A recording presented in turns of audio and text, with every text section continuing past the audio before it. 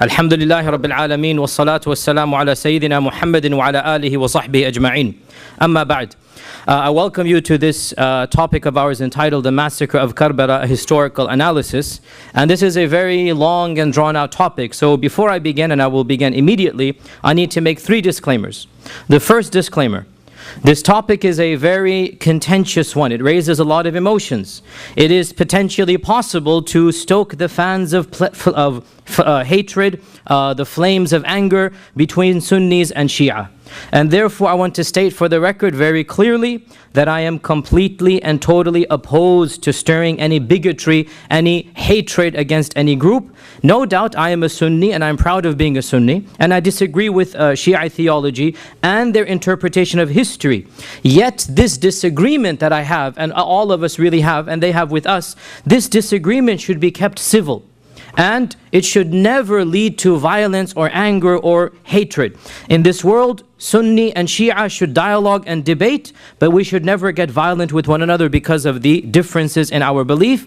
And the purpose of this lecture is just to educate, is just to talk about what we as Sunnis believe about Karbala and how we view the incident of Karbala. It's not meant to stoke anger or hatred against any group.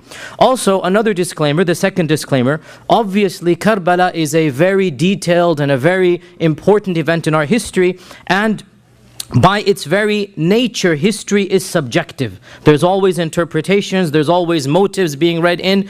And in this short lecture, and I have only 1.5 hours, there is no way that we can go into a detailed analysis, variations of history, what book X said compared to book Y. Why does book X say this? Why does book Y say this? What are the strengths and weaknesses of each interpretation? We have no time for any of that. And it is very easy to give 10 lectures just on Karbala.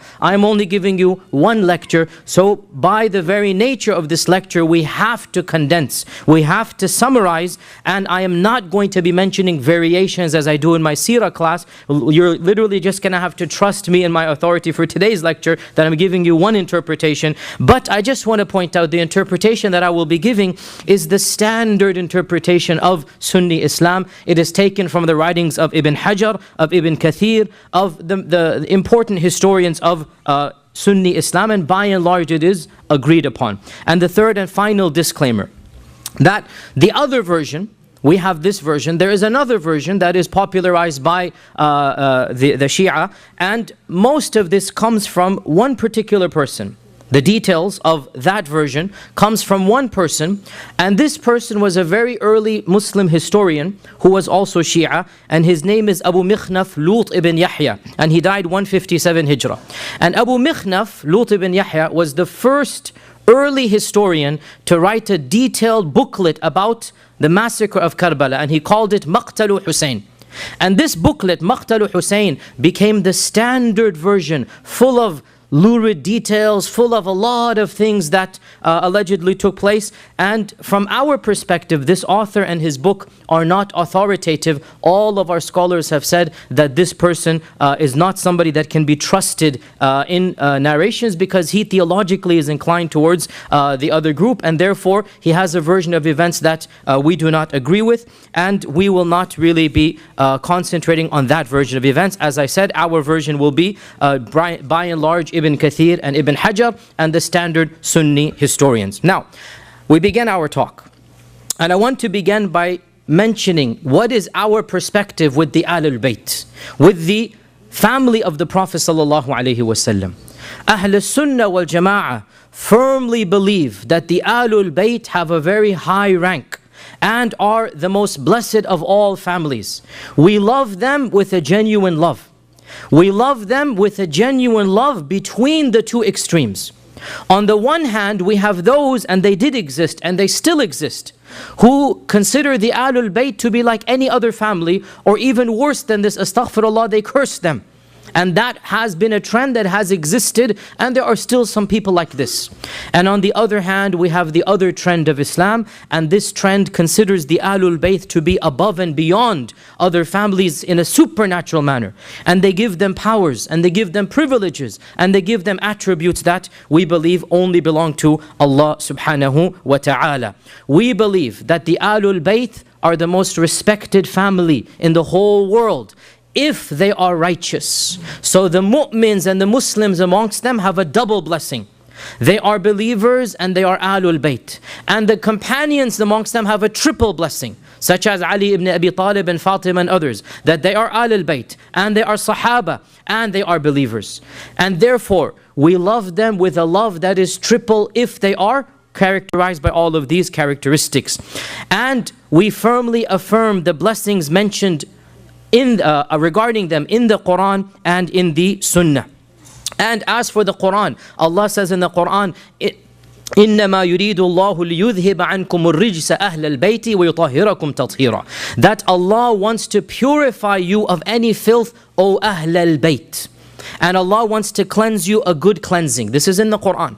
And in the Hadith, we firmly believe that the Prophet ﷺ called Fatima and Ali and Hassan and Hussein, and this is called the Hadith of the cloak, Hadithul Kisa. And this is in our sources and we believe in it. That he called Ali and Fatima and Hassan and Hussein and he put them under a cloak. And he said, "O Allah, these are my Ahl Bayti, these are my family." So we affirm this and we say that they are the most blessed family. And we firmly believe and we implement what our Prophet ﷺ said, as narrated in Sahih Muslim, that he said to the Sahaba and those after them, أُذَكِّرُكُمُ اللَّهَ فِي أَهْلِ بَيْتِي, that I remind you by Allah and by the rights of Allah for the rights of my family. أُذَكِّرُكُمُ اللَّهَ فِي أَهْلِ بَيْتِي. أُذَكِّرُكُمُ اللَّهَ فِي أَهْلِ بَيْتِي. He repeated this 3 times. So we love them with a love that is above and beyond any other family love. Abu Bakr as-Siddiq radiyallahu ta'ala anhu, he said to Ali ibn Abi Talib, "I swear by Allah, I would rather be kind and generous to the Ahlul Bayt than to my own family." Abu Bakr as-Siddiq said, "I would rather be kind and generous to the Ahlul Bayt," and he's speaking to Ali, "than to my own family."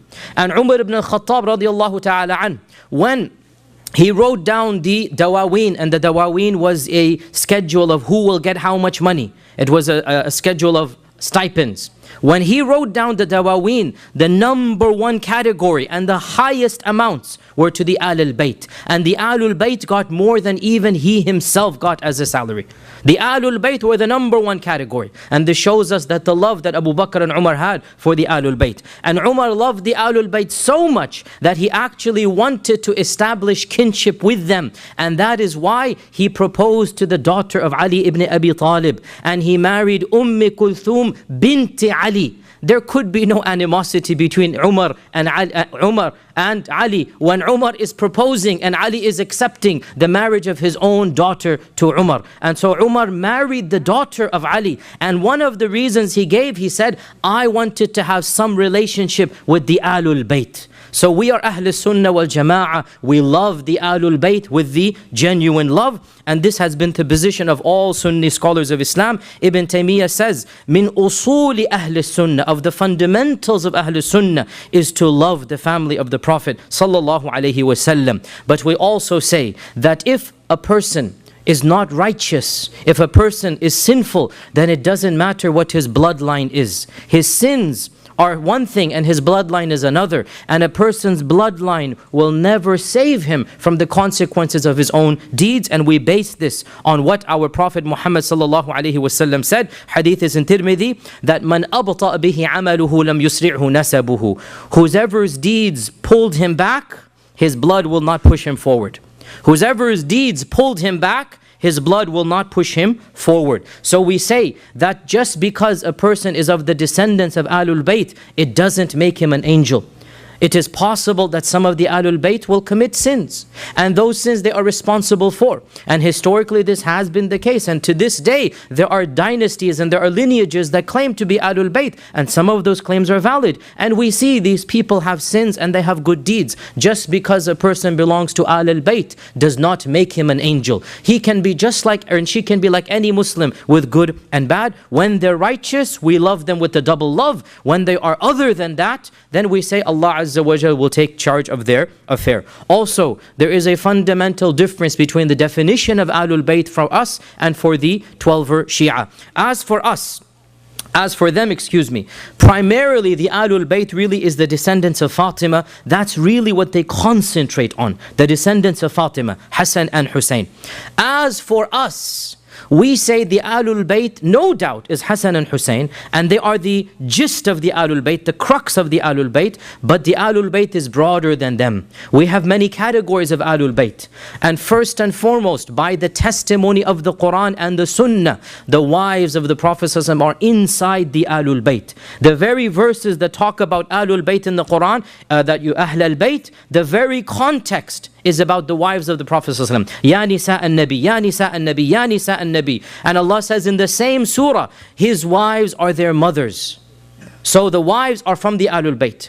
Fatima and Hassan and Ali and Hussein are the gist, the kernel, the main part of the Ahlul Bayt. And we also affirm this. But we also affirm Aqil, the cousin of, or the brother of Ali, and Ja'far, the brother of Ali, and their children are Ahlul Bayt. And we also affirm Abbas, the uncle of the Prophet, and his descendants are Ahlul Bayt. For us, all of these lines are Ahlul Bayt, and we are not allowed to give charity to any of the Ahlul Bayt out of respect to them. We do not give zakat to any of the descendants of Fatima and Ali and Ja'far and Aqil and Abbas. All of these descendants for us are Ahlul Bayt, and as for them, they do not really consider the descendants of Abbas to be Ahlul Bayt, and others as well. There's a lot of rivalry between the the Shia to Ali and the al-Abbas for historical reasons. For us, the al-Abbas are also Ahlul Bayt. Now, as for Hussein ibn Ali, and he is the subject of our talk today. Hussein ibn Ali was born in Sha'ban of the 4th year of the Hijrah. Less than 1 year after Hassan was born. Hassan was born in Ramadan of the 3rd year. And barely had Fatima become cleansed of the delivery when she became pregnant again with Hussein. So Hassan and Hussein are less than a year apart. And there are many ahadith that our Prophet ﷺ praised Hassan and Hussein. And with regards to Hassan and Hussein, the Prophet ﷺ said, Hassan and Hussein are the leaders of the young men of paradise. Sayyida shababi ahlil jannah. And once he hugged the both of them, and he said, Huma rayhanatayya min ad-dunya. Hassan and Hussein are my two sweet flowers, fragrances of this world. Rayhanatayya, they bring me comfort, they're sweet, they're blessed. These are my two blessings in this world. And we affirm for them all that the Prophet ﷺ affirmed for them. Hussein was born in Medina, and he lived in Medina until Ali became Khalifa. And when Ali became Khalifa, he moved to Kufa. So Hussein moved to Kufa with him. And Hussein witnessed the two battles of Jamal and Siffin, along with his old brother Hassan. And then Ali was assassinated, as you know, by the Khawarij. When Ali was assassinated, Hassan was given the oath of allegiance by the people of Kufa. And Muawiyah was given the oath of allegiance by the people of Syria. For the first time in the Muslim world, there were two Khalifas. Hassan on the one side and Ali and Muawiyah on the other. And Muawiyah and Hassan were about to go to war again, but Hassan resigned. Hassan, after 6 months, he resigned. And he did not want any further bloodshed, and so the Ahlul Bayt returned to Medina after Hassan's resignation, and Hussein moved to Medina, and he lived there until the death of Muawiyah in 60 AH, in 60 after the Hijrah, and Yazid coming to power, after which Hussein left Medina. So Medina, Kufa, Medina, and then he left Medina. And we'll talk about his leaving once we get to Yazid and how he came to power. There is no doubt that Hussein was greatly respected in his lifetime by all of the companions. Abdullah ibn Amr ibn al-As was once sitting in the shadow of the Kaaba, and he saw Hussein coming, and he said, "This man is the most beloved man on earth to the inhabitants of the heavens. There's nobody more beloved to those up there than this man." And this is coming from Abdullah ibn Amr ibn al-As. Now, let's talk a little bit about Yazid and the coming of power to Yazid before we get to now the problems between the two. We are all aware, vaguely, even though many of us have not studied this in detail, that towards the end of the time of the Khulafa al-Rashidun, civil war broke out between the Sahaba. And more Muslims lost their lives in this civil war in Jamal and Siffin than all of the Muslims who had participated in Ghazu against the Kuffar. More Muslims lost their lives in these two wars than all of the Muslims before this time fighting against the Sassanids and the Farisiyun and the Rum. All of those Muslims were less than the Muslims who died in Jamal and Siffin. It was a very traumatic civil war, and the quantity of Muslims that died was just horrendous. Now, as we said, when Hassan came to power in 41 Hijrah and Muawiyah came to power the same year, the two of them almost went to a third civil war, a third battle. There was Jamal, there was Siffin, there was going to be a third battle, bigger and more horrendous than the previous two. When after much contemplation, Hassan said, no more blood is going to be spilled. Khalas, you wanted that bad, Muawiyah, take it. I will give up. And we as Ahl Sunnah believe that Hassan was more entitled to be the Khalifa than Muawiyah. And Hassan was more righteous than Muawiyah. But Hassan was also, because of his righteousness, he did not want to spill any blood. And so he voluntarily gave up, and the Kufiyun, the people of Iraq, had a difficult time accepting his own surrender because he's their leader. But he managed to quell them down, he managed to calm them down, and with a great deal of difficulty, the people of Iraq grudgingly decided to khalas, throw their towel in with the rest of the ummah, and Hassan retired peacefully to where? To Medina. He retired to Medina. And Hussein, it is said, was not happy with his brother's decision. And he expressed this, but Hassan calmed him down and said this is better for the ummah, and out of respect for his older brother, Hussein did not do anything while his brother was alive. And he also lived a quiet life, and Hassan died in 50 AH. 50 after the Hijrah, Hassan passes away in Medina. Now, after the death of Hassan, Yazid ibn Muawiyah was nominated by his own father to become the successor. And who is Yazid and who is Muawiyah? Yazid ibn Muawiyah ibn Abi Sufyan ibn Sakhr ibn Harb ibn Umayyah. Right? The Banu Umayyah. And the Banu Umayyah and the Banu Hashim were the most elite of the Quraysh. And even though they were cousins, there was also, as always the case between cousins and brothers, some type of rivalry between the two. And this is known throughout the seerah, and that is why when the Prophet ﷺ conquered Mecca, he made the house of Abu Sufyan one of the most noble houses, to give the honor to the Banu Umayyah, to give them the izzah that they wanted. And Abu Sufyan is of course Yazid's grandfather, right? Abu Sufyan is the leader. The Badr took place because of Abu Sufyan's caravan. Uhud, he was the leader, Abu Sufyan, right? So Abu Sufyan's grandson is Yazid. Abu Sufyan's son is Muawiyah. Muawiyah's son is Yazid. Yazid, by unanimous consensus of all the scholars of Islam, is not a Sahabi.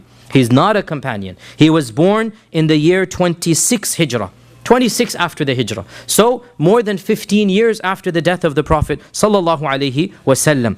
And the first thing that we hear about him as a young man was that his father put him in charge of attacking the famous Roman city of Constantinople, Qistintiniya, which is now called Istanbul, the city of Constantinople. His father Muawiyah put Yazid as a young man in his 20s in charge of the army that will attack Constantinople in the heart of the Roman Empire. And it was in this battle that Abu Ayyub al-Ansari passed away. And that is why to this day Abu Ayyub al-Ansari, his grave is in one of the suburbs of Istanbul. To this day Abu Ayyub al-Ansari, his grave is in the suburb of Istanbul. Because it is said that when Abu Ayyub was about to die, he told Yazid that charge in as far as you can go, and wherever you get, just bury me there as close to the walls of Constantinople as you can. And that's exactly what Yazid did, that he charged in as far as he could go, and he then buried Abu Ayyub al-Ansari over there. Now, not ironically, but very interesting, Hussein actually participated as well in this ghazu. So Yazid and Muawiyah are on the, Yazid and Hussein are on the same side, fighting against the Romans, and yet history would have a different turn 30, 40 years later. Now, there's also a hadith, by the way, that we need to be aware of about this incident, and it is reported in Bukhari. Our Prophet ﷺ said, the first army from my ummah to attack the city of the Caesar shall be forgiven. أول جيش يغزو مدينة قيصر مغفور لهم. The first army that shall attack the city of Caesar, which is Constantinople, shall be forgiven. And this is really the one blessing that we have to give to Yazid, that he was the leader of this army, and no doubt along with his other issues that we will talk about, and we are fair, we look at the good and the bad, the one positive that he has, and even Imam al-Dhahabi, who is overall very negative of Yazid, he says with all of his evil, he got this one blessing. And that is the blessing of participating in the army of attacking Constantinople. Now obviously it was not successful and they came back, but it was the first attack on Constantinople. Now Muawiyah, after the death of Hassan, decided to nominate Yazid to be the Khalifa after him. And this issue has a lot of talk, pros and cons, which is beyond the scope of this class. And the bottom line that I will just say quite categorically, and there's no question about this, we firmly believe that there were far more people qualified to be the Khalifa than Yazid. That Ibn Umar was alive, Ibn Zubayr was alive, Hussein was alive, all of these people were alive. And it is something that we firmly believe that these people were more qualified and righteous. And yet, we also believe that it is allowed for a person of lesser stature to be the Khalifa in the presence of those who are of higher stature. This is called Imamatul Mafdul.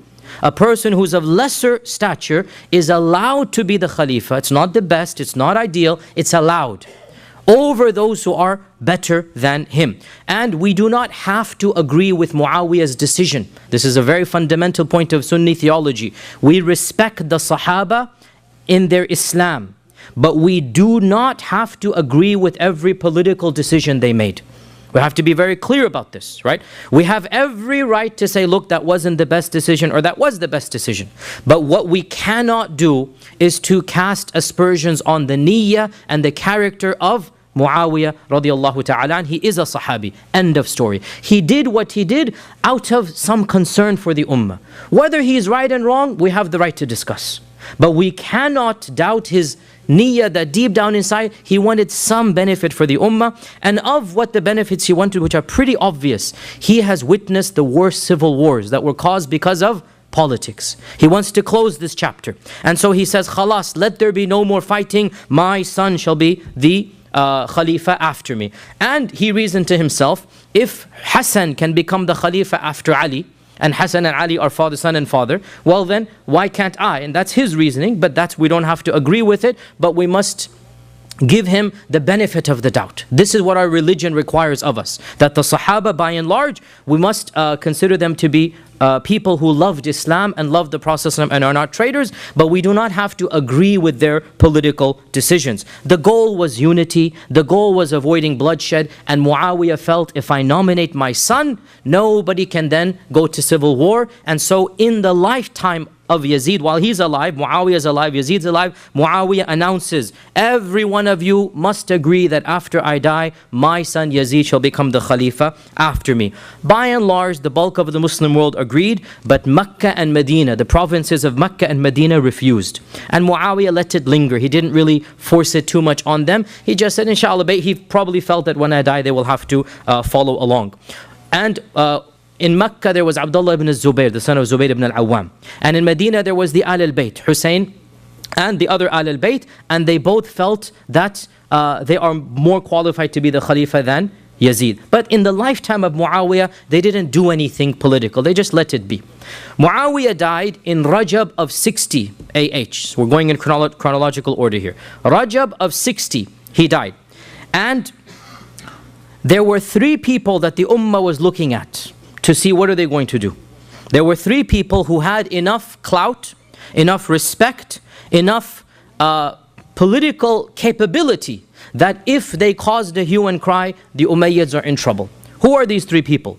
Number one on the list, and most of us ignore him because he was apolitical. Abdullah ibn Umar, the son of Umar ibn al-Khattab. Abdullah ibn Umar was the senior most Sahabi that was alive at this time. He is the senior most, the most respected Sahabi.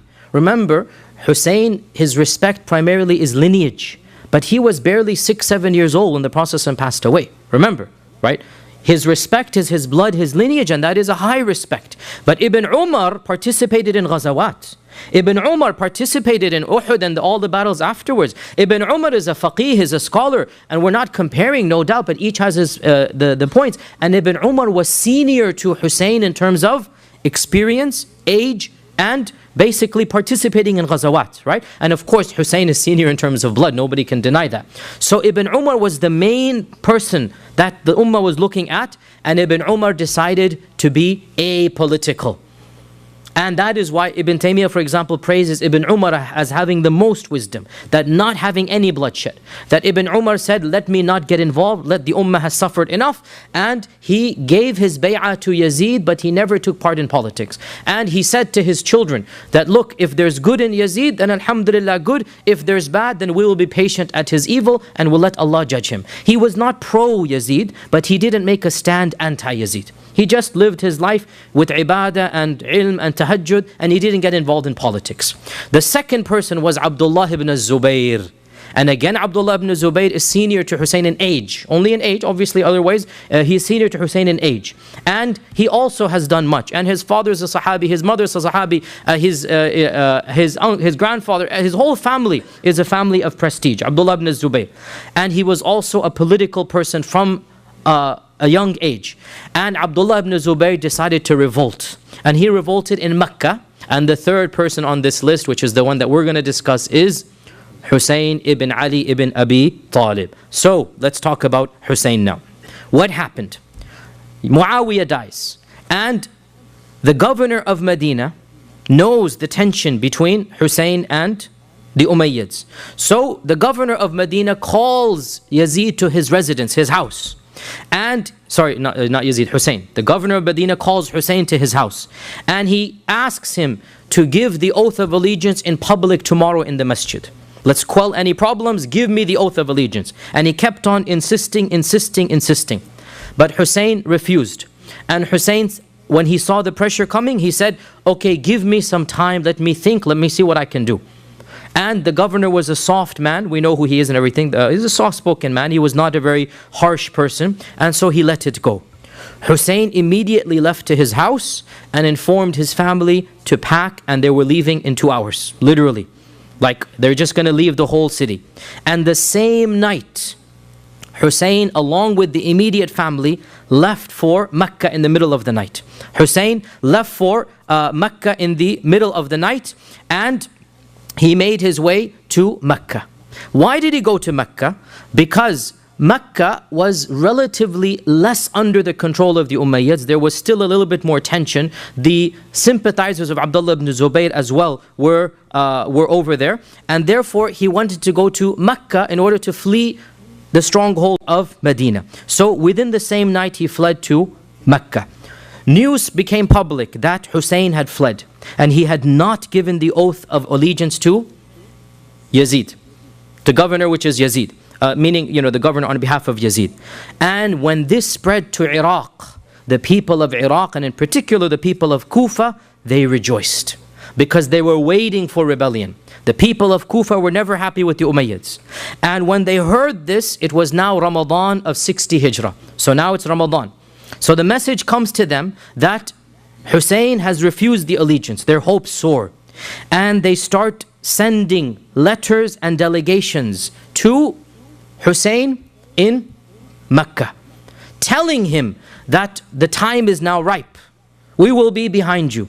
Come and we will fight against the forces of the Umayyads. And it is said in our books that more than 60 messages came to him from the people of Kufa. On a daily basis, people kept on sending. Every tribe, the tribe of Kinda and the tribe of all of the major tribes of the region of Kufa, they sent their representatives and they're telling him that come over, we need you to lead us against the rebellion against the Umayyads. And they sent many promises and threats as well. The threats being that, look, we're not even going to pray Jumu'ah until you come. What is the issue of praying Jumu'ah? Praying Jumu'ah was also a political act in that the Khalifa or the governor led Jumu'ah prayer. Right? So in those days, the governor was the one who led Jumu'ah prayer.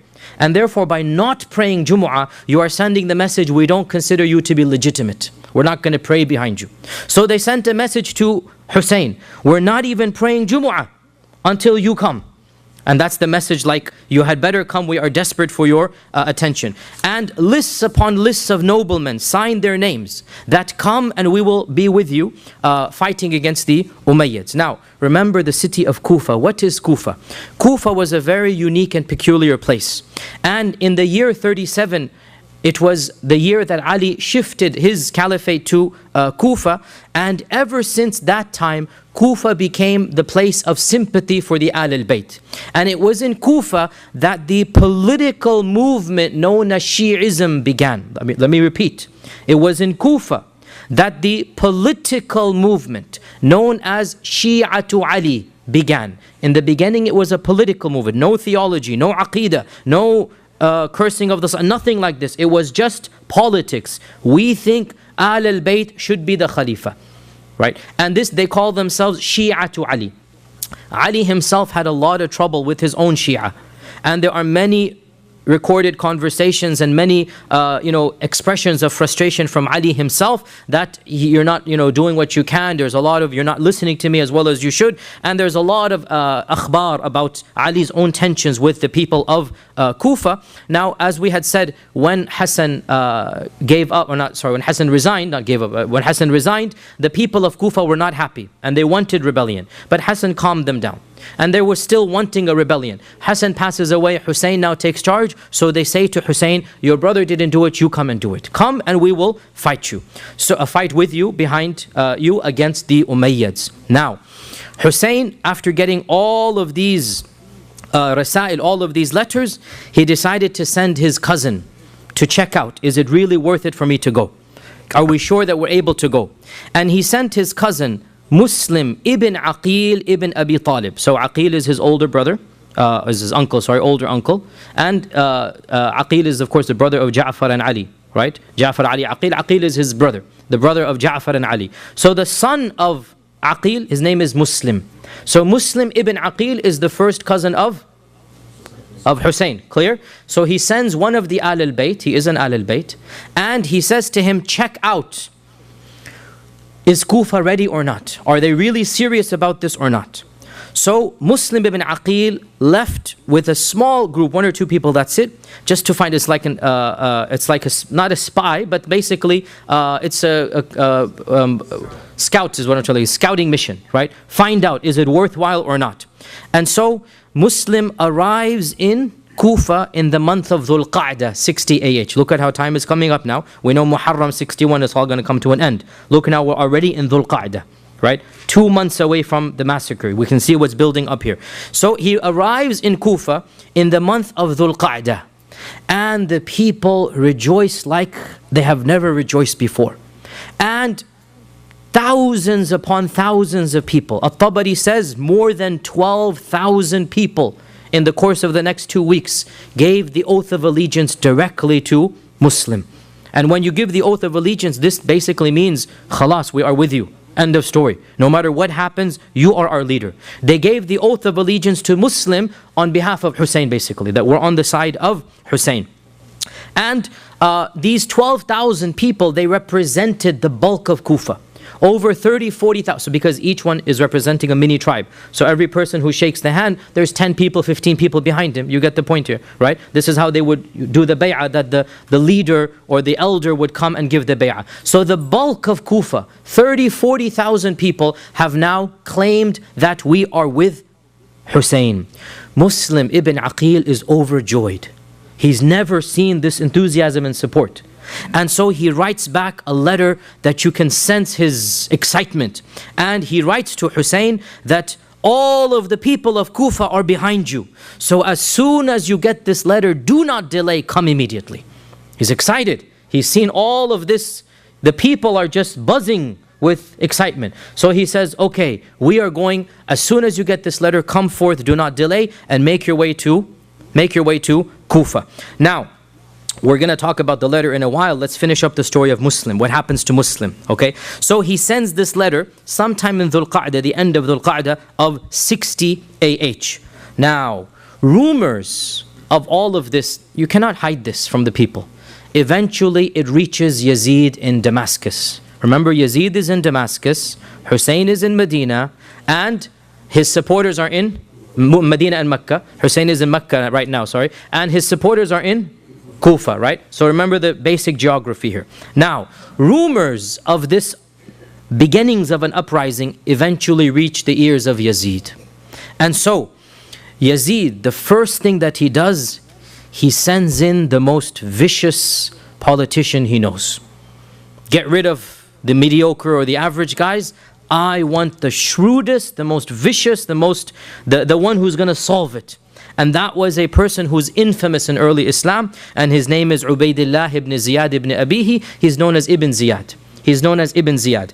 And Ibn Ziyad was really a Machiavellian politician. He got the job done regardless of the costs. He was loyal to the Umayyads completely at this time. And his only goal in life really was to rise in the ranks. He just wanted to do whatever was the job and basically rise in the ranks of the era of politics. And nobody really has any respect for Ibn Ziyad amongst the historians in terms of his morals, in terms of his political abilities. No doubt he was shrewd, that's why he was put in. So the first thing Yazid does, he gets rid of the governor of Kufa, who was actually, again, a gentle, nice person by and large, gets rid of him, says, you get out of here. And he sends Ibn Ziyad with an entourage, a grand total of 17 people. That's it. Ibn Ziyad doesn't need an army right now. He needs brains. He sends Ibn Ziyad with a grand total of 17 people. So Ibn Ziyad was well known, as we said, to be vicious. He was also rash and hot-tempered, and he was also very young. He's going to become the governor of Kufa, and do you know how old he was? 28 years old. And young men, generally speaking, are very rash. Young men don't act wisely. Right? Young men are quick in their temper and their anger, and at this young age, Yazid is putting him in charge of the situation, and there is no doubt this was one of the most dangerous decisions that really led immediately to Karbala. And that is putting this young, tempestuous, basically overzealous person in charge of the whole situation. So Ibn Ziyad enters Kufa in the month of Dhul Qa'dah, 60 AH. And he tells the governor, basically, here's the letter of your resignation. You get out, I'm in charge now. Right? I'm going to deal with this. And it is said he entered Kufa after Fajr prayer, and he entered Kufa with the turban around his face, as they would typically do. And when he entered in the middle of the, basically not middle of the night, but early morning, and he had an entourage, the people thought he might be Hussein. So the people began chanting and praising, Assalamu alayka ya ibn Rasulillah, marhaban. Welcome, O son of the Messenger of Allah. We welcome you, and you have come to the noble place, and. So Ibn Ziyad understood that these rumors are true, that there is a plot, that things are happening here. They're waiting for Hussein to come, until finally one of the entourage, and he's quiet, you can see his shrewdness, he's trying. One of his entourage gets angry and says, shut up, be quiet, this isn't Hussein, this is your governor Abdurrahman ibn Ziyad. And that's when people realized something is going on here, that the plot has been exposed. So Ibn Ziyad takes his residence in the fortress that was the governor's office, and he figures out, what am I going to do now? The first call to order, get to Muslim ibn Aqil. Who's Muslim ibn Aqil? The scout. Get to Muslim ibn Aqil and find out what's really happening. But how can he figure out where is Muslim ibn Aqil in this large city? How is he going to get to him? Notice his shrewdness. He takes one of his 17 men, anonymous, that was not known to the people, and he dresses him like a traveler, and he gives him a sack of gold coins, lots of money. And he gives him the plot.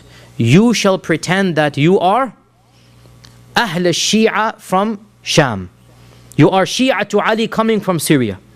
And you make yourself known to the Shia until you say, I have to hand this money to the one in charge. This is an amana. I have a lot of money from the Shia of Sham, and until I get to the person in charge, I'm not going to give this money to him.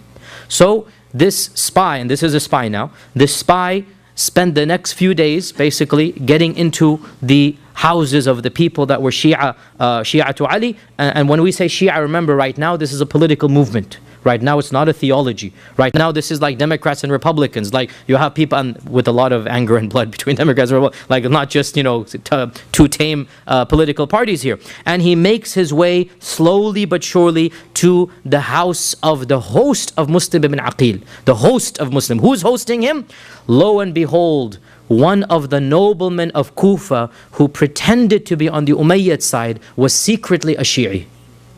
And this nobleman was known to the governor. You see, he's playing a game here now. One of the rich and elite pretends to be pro-Umayyad. In reality, he is pro-Hussein. And his name was Hani ibn Urwa. Hani ibn Urwa. So Hani ibn Urwa was one of the noblemen, the leaders. He was like if you like, consider him to be, in our days, it would be like a senator or a congressman of the city. Like he's known to everybody, and publicly he's pro-Umayyad. And he's visiting the governor's mansion every few days, right? Sipping tea with him. But in reality, he is pro-Shi'i. He's pro-Hussein. So lo and behold, this spy uncovers that Hani ibn Urwa is the main person organizing it. And Hani insists, you have to hand it to me. I'm not going to let you see Muslim ibn Aqil. Hand it to me. So he hands him the money. Because now he's figured out this is the head. Right? Soon as he hands him the money, he then basically slinks away, disappears, goes and tells Ibn Ziyad. The culprit is Hani ibn Urwa. He's the brains. And so Ibn Ziyad calls Hani to his residence. And after the civilries are over, Ibn Ziyad tells him, you are the one who is housing Muslim ibn Aqil. Hand me over Muslim and I might forgive you. He denies, I don't know what you're talking about. Then he calls the spy out. And so Hani sees this plot has been exposed. The spy comes out and he goes, I'm the one who gave you the money. Right? You're going to now deny it to my face. So he realizes the plot has been exposed, and Ibn Ziyad takes his spear and causes him to bleed. He doesn't kill him on the spot, and he beats him up. Because in his eyes he's a traitor. That we thought you were a respected person, it turns out that you're backstabbing us. When the news that Hani is being beaten and he's being tortured spreads in the city, the tribesmen of Hani come to the governor's residence. And they demand, you have to hand over our leader or else we will rebel. And Ibn Ziyad negotiates with them and he says, no, I have no intention to harm him. I'm just finding out where is Muslim ibn Aqil and we're not going to do anything to him. Don't worry. So he calms them down and the tribesmen go back. In the meantime, of course, Muslim ibn Aqil realizes the plot's exposed. The plot's exposed. Realizing that khalas, there's no going back, he sends the secret message to his followers. There's a secret code that had been put into place because again realize and one of the reasons why later on Shia believed in this thing called taqiyya and hiding and whatnot, they really did go through political repression. They went through a lot of difficult times, so they had to invent a doctrine of hiding, of kitman, of keeping things secret. So he had a secret code, and that code was Ya Mansur Amit. Ya Mansur Amit was the code that we're going to attack. Come to arms and come prepared for battle. This was the secret code. So when he realizes that Hani has been imprisoned in the house of the governor Ibn Ziyad, he sends forth the cry. Now remember, 12,000 had given him bay'ah by their hand. 40,000 of the city was technically behind him. Well, when the cry comes out, a semi-respectable 4,000 come forth. Out of the 12,000 that actually gave the bay'ah, 4,000 come armed to the hilt, ready for battle. And that's still okay, 4,000 against a small entourage of Ibn Ziyad, you might actually get somewhere. So these 4,000 come forth and they agree they're going to march to the fortress, the battle. They're going to free Hani and they're going to kill Ibn Ziyad. Now, Muslim ibn Aqil comes with his entourage of 4,000 and they camp outside the gate of the fortress. Ibn Ziyad, the shrewd politician that he is, he assesses who is out there, which tribes are out there. And from every one of the tribes that he sees, he finds a sympathizer in his own group and he negotiates a deal with them to cut off one tribe after another, right? You realize the Arabs at that time were tribes and every tribe is going to follow its leader. And so what he does is he works out with every single tribe, what do they need that they're going to not support Hussein and the Shia or the uprising against him. And slowly, and so much so, Al-Tabari and others, they mention, he even used mothers and fathers against their children. That he sent the mothers in to say that, come home now, can't you see there are so many people, don't worry about it, I don't want to lose you. It's emotional blackmail. And the fathers also said to their sons that, what are you going to do when the Syrians arrive with their troops? Are you going to die in battle? For what cause? Come home now. So he used whatever means that he can, and one by one, and in front of his very eyes, Muslim ibn Aqil's eyes, people began deserting the army until within that day, beginning in the morning at 4,000, by the time Asr comes along, less than 70 men are left. From 4,000, and again, remember, they are leaving in droves because Muslim ibn Ibn Ziyad is negotiating with every tribe. And he's sending them bribes and he's doing whatever he can. You stop and I'll give you this. You remove your men and I'll give you that. And with a little bit of bribes, they all dispersed. And by the time Muslim ibn Aqil prays Maghrib, barely 30 people prayed Salah behind him. And when he turned around and darkness has fallen, from 30 it is now 10.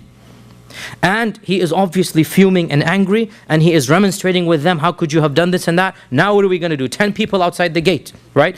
And he decides to basically regroup and spend the night in the quarters of the Kinda. The Kinda was one of the main supporters of Shi'atu Ali, the tribe of Kinda. And in those days, the city was divided into different tribes, like each tribe lived in its own area. So he left the fortress and he walked his way back to Kinda with these 10 people. And subhanAllah, under the cover of night, and as he's walking in the alleyways, every one of these 10 slinks away until he literally finds himself alone, discarded, without even a shelter over his head, without even money or food or drink. Like literally to the last man, they abandoned the cousin of Hussein, and that is Muslim ibn Aqil, the grandson of Abu Talib. Muslim ibn Aqil ibn Abi Talib, this is the grandson of Abu Talib. They abandoned him down to a last man. How long did it take them? 12 hours. What would it require? Just money and bribes. That's all was required. And they all disappeared. And Muslim ibn Aqil is literally left penniless in a city that had promised 40,000 men. He doesn't even have food and water. And after a while, in the middle of the night, tired, hungry, thirsty, he is forced to go to an anonymous door, put his tawakkul in Allah, he knocks on the door. And an old lady of Kinda opens up and he says, I am a beggar wanting some food and water. Subhanallah, this is the cousin of Hussein. I need some food and water. He's hungry, what is he going to do? And so the lady gives him whatever, some water and whatnot, and then he remains standing. She says, shoo, get away, I gave you what you wanted. But clearly something, you can tell this isn't just a beggar. And he decides to risk it. And he tells her, and it's an old lady, he tells her, I am Muslim ibn Aqil. Can you help me? Begging from an old lady because there's nothing else he can do. The lady has pity on him and she says, come, I will protect you. So he goes into her house, and the next morning her son comes from work to visit his mother, and there's a man in the house, so she has to explain. And she says, my son, please, I beg you, do not expose this man. He is Muslim ibn Aqil. But the son is greedy for money as well. And the son, within a day or two, he makes an excuse, he has to go to the masjid because he doesn't want to tell his mother that he's going. So he pretends to go to the masjid. He actually does go to the masjid. In the masjid, he sees the lieutenant of Ibn Ziyad, and he tells the lieutenant that I have Muslim ibn Aqil in my house, send the troops. And so the next thing Ibn Aqil knows, his whole house is surrounded by troops. He tries to fight whatever he can, but obviously one man against a convoy, and also they threaten to burn the house down, and he doesn't want to cause harm to the old lady. And so he exits and he surrenders, and one of the people who is famous, but again these names have to just be glossed on, his name is Abdul Rahman ibn Muhammad ibn al-Ash'ath, a very famous Ibn al-Ash'ath, well known to the historians. He was the leader of this entourage to arrest him. He promises him, I won't harm you, even though he was to break the promise. And so he surrenders. Ibn Aqil surrenders, and on his way to the governor's house, Ibn al-Ash'ath, he has a lot of pros and cons, and he has, again, historians have a lot to talk about him, but he did have some soft spot in the end of the day. And Ibn Aqil made Ibn al-Ash'ath promise one thing, just one thing, whatever you do with me, just one thing. Get the message to Hussein that Ibn Aqil has sent you. that he has been taken prisoner, and for all he knows he might be killed, and the message is, get back to Mecca. Go away. The people of Kufa will betray you. Leave, leave, leave, flee for your lives. This is the message, right? And Ibn al-Ash'ath promised, okay, whatever happens, I will get this message to him, right? Don't worry then, that you have from me. And in fact, as we will see, he did do that. So Ibn Aqil says to Ibn al-Ash'ath, go tell Hussein, he's on his way. I sent him a letter, he must be on his way now. Go tell him that the Kufans have lied, they've betrayed me, and flee back to Mecca and Medina. Do not step foot in Kufa. So later on in that day, after he goes to the governor, and the governor also beats him up and is harsh and rude to him, and that day was the day of Arafah, the 9th of Dhul Hijjah in the 60th year of the Hijrah. So we have 1 year left, or sorry, 1 month left before the massacre. On the 9th of Dhul Hijjah, on the holiest day of the year, Mus'ab ibn Aqil, the grandson of Abu Talib, the son of the cousin of the Prophet ﷺ, the first cousin of Hussein, he is taken to the highest ramparts on the fortress, and in front of the whole city, he is thrown to his death, to be killed in a humiliating manner. And the last words that he said before istighfar and tahleel and shahada, the last word that he said, "O Allah, you be the judge between us and our own Shia, our own people. They deceived us and they deserted us." He said that's the last thing he said before the kalima and before the shahada. You be the judge, of Allah. They promised, and now here I am, not a single man to defend me. And of course, Hussein is on his way, and he has just now, Muslim ibn Aqil has been killed. Hussein has no way of knowing this now, right? The only letter he got was, now remember, this is obviously before the age of telephones, internet, media. It will take at least 2.5 weeks from Kufa to Mecca, at least 2.5 weeks to get a message there, right?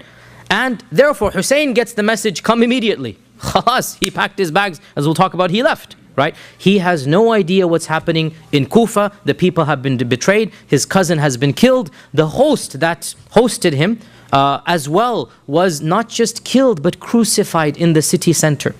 And a number of other key players were killed and their bodies put in the city center for everybody to see. And the message is being given that this is what's going to happen if you turn against the Umayyad dynasty. Now remember, Ibn Ziyad had entered Kufa with only 17 men. And the infrastructure basically agreed to follow Ibn Ziyad. He didn't have the police entering. He didn't have the army right now. He didn't have any group. This was an instantaneous message that Yazid sends Ibn Ziyad with a small entourage. It was just the fear of what might happen if they disobey Ibn Ziyad that caused, and of course bribery, that caused all of the Kufans to basically disappear when they were most needed. And this was but a sign of what is about to happen. The killing of Ibn Aqil and the betrayal of Ibn Aqil was just one sign of what's going to happen. Now, all of this took place in Kufa. Let's now go to Medina. What's happening in Medina? Ibn Aqil was killed either 9th or 10th of Dhul Hijjah. And Muslim Ibn Aqil, of course, had sent the letter to Hussein. Hussein has already gotten the letter weeks ago, right before his death, before the death of Muslim ibn Aqil. And he makes his preparation to leave, and he announces that I am going. Now Mecca is a bit safer. The Umayyads don't have that much control over Mecca, so he can make some announcements. The people are more free to do as they please. He makes an announcement, he is going to Kufa. In Mecca, every single one of the senior Sahaba that was alive advised him against it. And we have so many narrations, even in books of hadith, not just books of history. In books of hadith, we have narrations that Abdullah ibn Abbas especially, and Abdullah ibn Abbas is also Ahl al-Bayt, right? Abbas is the uncle of the Prophet. Abdullah ibn Abbas is the cousin of Ali, his father's cousin. Abdullah ibn Abbas is way senior to Hussein in terms of age and wisdom and participation in the Ghazawat. Abdullah ibn Umar, Jabir ibn Abdullah comes to Mecca and warns him. Abu Sa'id al-Khudri, every one of the Sahaba that was in the Hijaz, and they heard that he's preparing to basically, because this is a preparation that is going to be war. You're going to Kufa, you're going to have the people of Kufa behind you, and the Umayyads on the other side. This is going to be war. All of the Sahaba were opposed to this. They've been through enough. And they feel that Hussein is being a little bit rash. That he was young when Siffin and Jamal took place. He's not old enough to realize the dangers or whatnot. Hussein, calm down. Hussein, this is not the way to go forward. You're going to cause destruction. You're not going to bring about any good. But Hussein was insistent, and he showed them the letters of the people of Iraq. And he said, look at all of these letters. And he had two bags full. Now, what are bags? These are the massive bags you put on the camels. These are like huge, leather cases that the camel has one bag on one side, the other bag on the other. He said, look, all of these letters have come from Kufa. Surely I have support. And Jabir said to him, do you not know how they betrayed your own father? Don't you remember the problems your own father had with the people of Kufa? But he said, no, they wouldn't do this now. This is now, clearly they're going to support me. So he left with his family on the 8th of Dhul Hijjah, one day before Muslim ibn Aqil is thrown from the top, right? On the 8th of Dhul Hijjah, he leaves Mecca. And he takes with him his younger brothers. Now, Ali had married after Fatima, and Ali had children that were younger than Hussein. The most famous of these was Muhammad ibn al-Hanafiyyah. Muhammad ibn al-Hanafiyyah is a brother of Hassan and Hussein, but not through Fatima, right? That's why he's called Ibn al-Hanafiyyah. His mother was from the tribe of the Banu Hanifa. And there were other brothers as well that were even younger than Muhammad. And Muhammad is the most famous of them and the oldest of them after Hussein. And he also takes with him his nephews from the other brothers, his nephews from Hassan's children. He takes some of Hassan's children. And he takes as well some of Ibn Aqil's children. These are all young men now, right? Muslim ibn Aqil has just died. They don't know this. He takes Ibn Aqil's children. And he takes Abdullah ibn Ja'far's children. Ja'far, remember Ja'far? The cousin who died. When did he die? We just did it in the seerah. When did he die? Oh, we didn't do it in the seerah, sorry. Battle of Mu'tah. We're going to do that soon. That's why. The Battle of Mu'tah, he died, right? Ja'far passed away. These are the sons of Ja'far and the grandsons of Ja'far. So the Ahlul Bayt come forth. The total entourage when they left Mecca was over 100 people. Over 100 people, including women and children. Now, the books of history, Ibn Sa'd al-Tabaqat, he mentions that Muhammad ibn al-Hanafiyyah, his younger brother, went with him walking outside the city, persuading or trying to persuade him to the very last minute that don't go. Don't go. This is not going to bode well for you.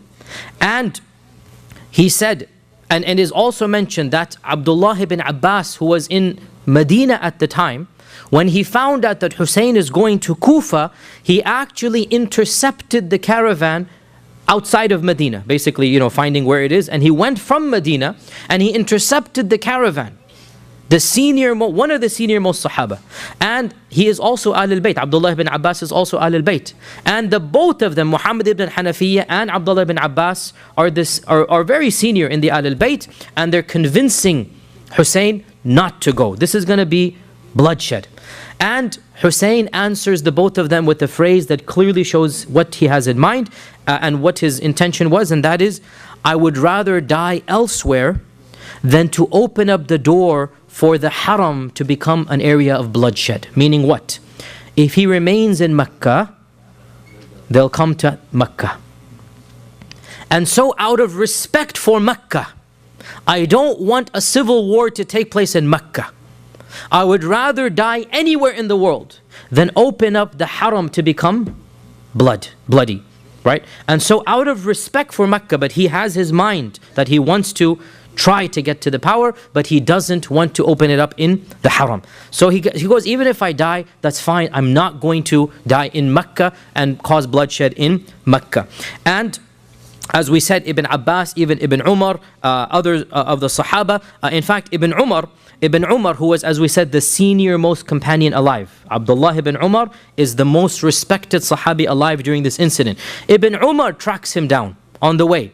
And Ibn Umar says to him something very profound. And this is mentioned in our books of hadith, Ibn Hibban and others. This isn't a hadith book. It's not even in the books of seerah. It's also there, but it's also in hadith books. Ibn Umar says to him, the very final thing when he's given up all hope, he says, okay, khalas, let me tell you a hadith I heard from the Prophet ﷺ, and I've never told anybody this hadith before. You're the first person I am telling.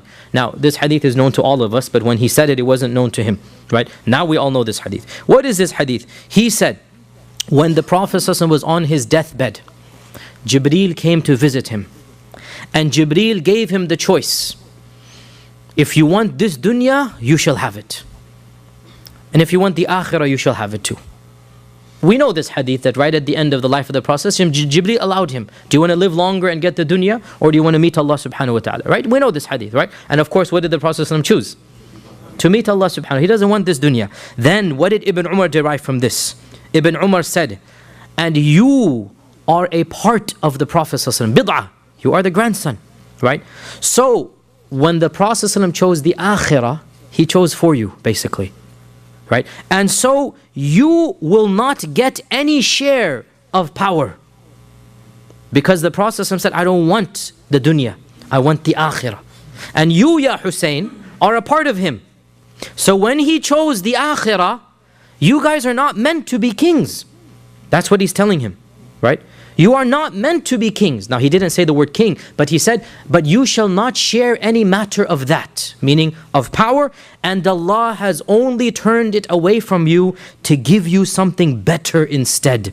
Meaning it is for your own benefit that you are not kings. And wallahi, this is so true, brothers and sisters. We believe this, that when you are a king or a ruler, politics always makes people unpopular.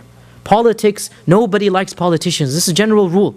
Right? Politics brings about sab and shatam and ta'an and this and that. And the Ahl al-Bayt should be preserved from that.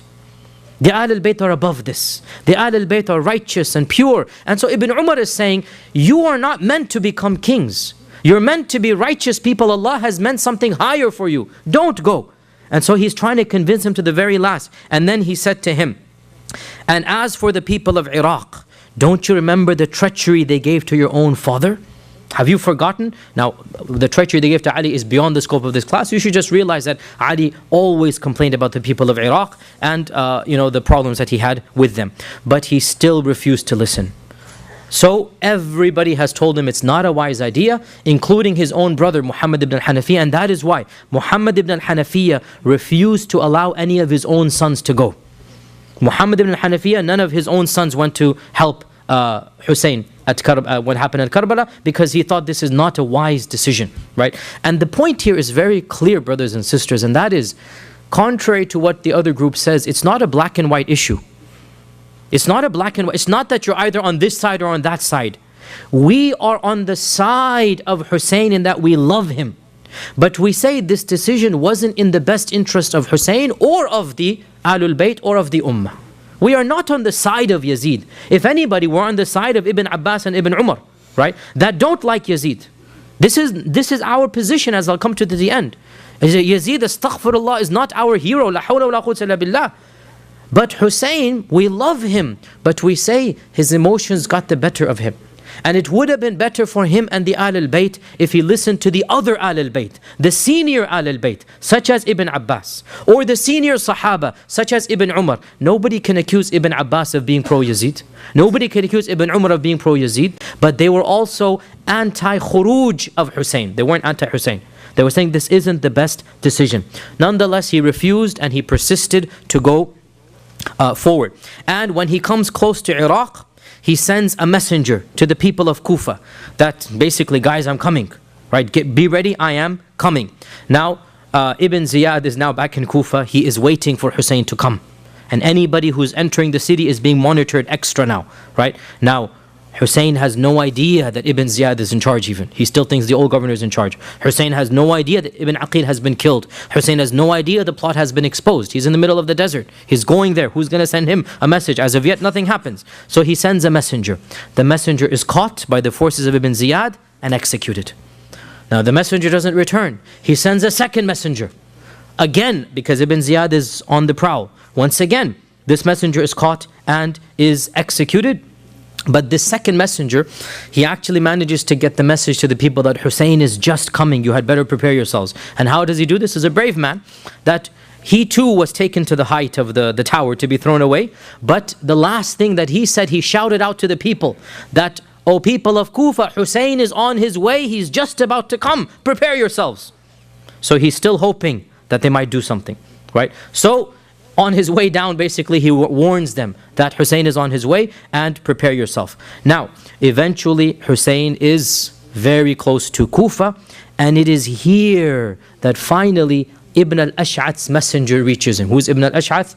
The lieutenant who captured Ibn Aqil, right? He was faithful to this one request. Even though he killed him, he was still faithful. He made him promise that you must send Hussein. So finally the message reaches Hussein, and the whole episode is now in front of his eyes. Ibn Aqil has been killed. Your followers have, the main leaders have been crucified in the compound, in the middle of the city, and none of the Kufans has supported Ibn Aqil, and you have been betrayed. And the message from Ibn Aqil, flee and go back to Mecca. Do not step foot in Kufa. And he is persuaded now to abandon. Very close to being now. Khalas, there's nobody in Kufa to do it. But now the dialogue begins in his own camp. And remember, Muslim ibn Aqil's own sons are a part of the group. Now their father has just been killed, and they want revenge. And they say, we are not going to go back. We are going to avenge the death of our father. And while this is going on, another person in the party remarks that, oh Hussein, you are not like Ibn Aqil.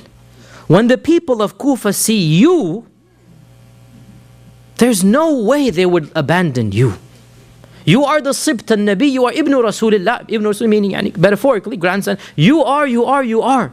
And so, the anger of the death of Muslim ibn Aqil and the encouragement of this other crowd, and wallahi, it makes sense. I mean, really, if you think about it from his perspective. Now, what is really key here for us as Sunni Muslims, in contrast to the Shia, their interpretation, we do not believe that Hussein marched to a suicide.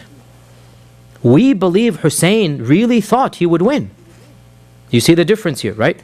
From the Shia perspective, they say Hussein knew he was marching to his death. But we say no. Hussein genuinely believed that when he got to Kufa, the people would support him. And the people would then fight him against the Umayyads. And he's still hoping, because remember, Kufa is one of the largest cities of the Muslim world at the time, right? We said around 30,000-40,000 people have, proverbially basically supported the uprising of Hussein. So, he decides to march forward, and that was of course the mistake he made. He decides to march forward and, Bismillah, let's see if we can get to Kufa. Now, meanwhile, when the people of Kufa hear that Hussein is coming, Ibn Ziyad requests backing and reinforcement. And Ibn Ziyad gets a large amount of troops that were sent to fight one of the Turkish provinces called the province of Daylam, the Daylamites, that they were going to wage ghazu against the Daylamites, 4,000 men. And Ibn Ziyad intercepted them, and he got permission from Yazid that I need them against Hussein, right? So these people were not sent from Damascus to fight Hussein.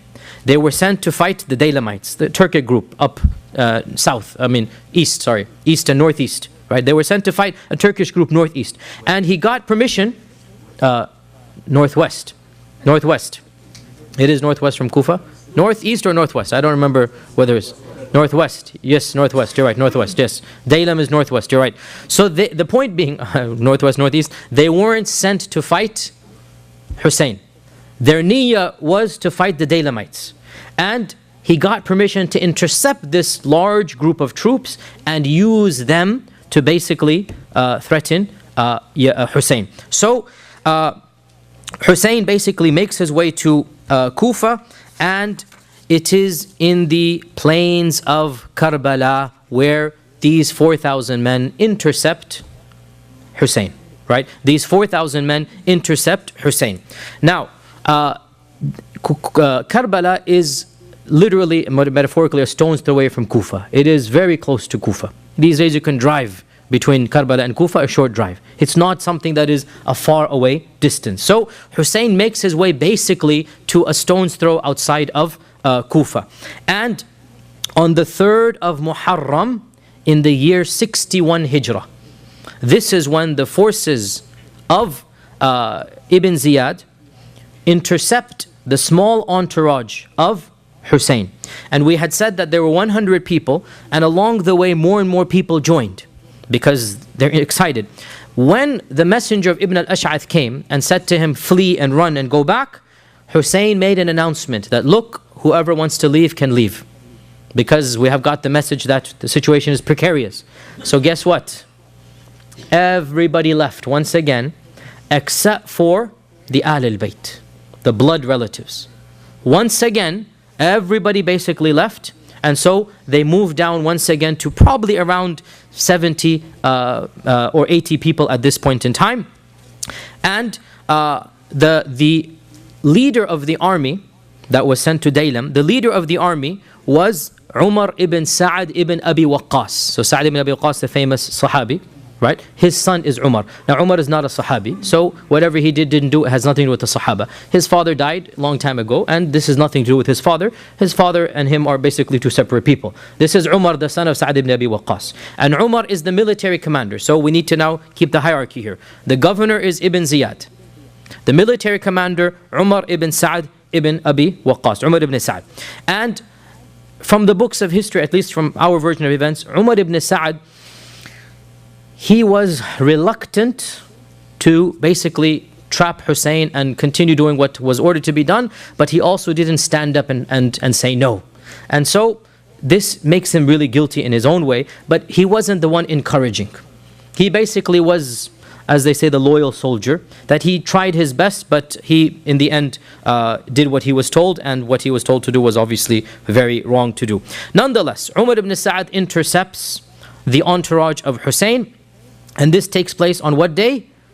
3rd of Muharram, 61 AH, right? Now, contrary to the other reports of the Abu Mikhnaf and other reports that the siege lasted for 40 days and Ali was starving and thirst and whatnot, these are, exaggerations that really are very, they're very painful when you hear them, but there's no authenticity to them. The actual siege lasted 5 days. 6 days max, right? The actual siege was not drawn out for weeks and weeks. It's not even possible if you calculate it out. It's not even possible to have a siege that long, knowing that Ali left Medina, Hussein left Medina at this time. He would have reached Karbala at that time. It's not even possible for a siege to last for 40, 50 days at this point in time. The siege, it's not even a siege. It's basically they're stopped and they're surrounded. Call it a siege in its own way, but they're stopped and surrounded on the 3rd of Muharram. Umar ibn Sa'ad sends a messenger to Hussein. Why have you come? Why have you left Mecca? And Hussein says, I have come at the invitation of the people of Kufa. And here are their messages. And he has those 2 big bags of hundreds of messages. Here are their messages that I didn't come of my own accord. They don't want the Umayyads. They have asked me to be their leader, and I have come to be their leader. Honest. This is Hussein. He's not going to astaghfirullah, lie or be a coward. He told them the truth. They don't want you. They told me to be their leader, and I'm here to be their leader.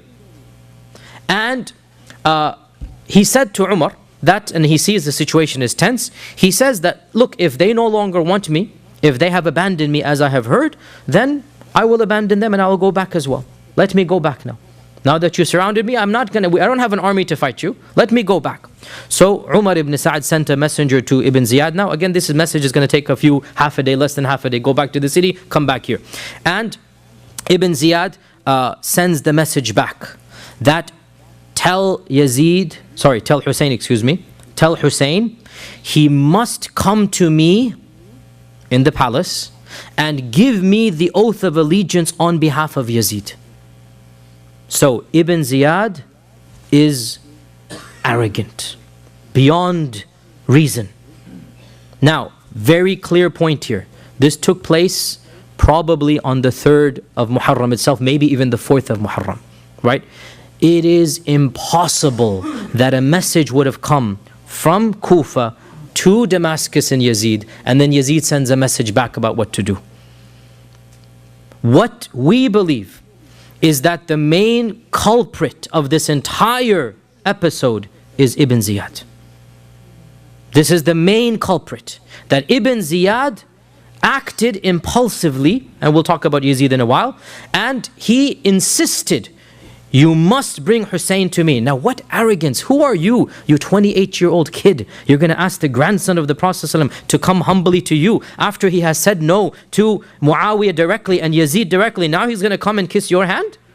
Wallahi, this is arrogance. And we would not expect Hussein to do this. He said, no, I'm not going to do this. I'm not going to go to Ibn Ziyad and kiss his hand and give the bay'ah to him on behalf of Yazid. Right? So when the message came from Ibn Ziyad, he must come to me. Hussein then says to Umar ibn Sa'ad, he says to Umar ibn Sa'ad, look, go back and tell him one of 3 options. I give you 3 options, choose whichever you want. Number 1, let me go back to Mecca. Khalas, okay. I wasn't able to get the people of Kufa. Let me go back the way I was. Okay.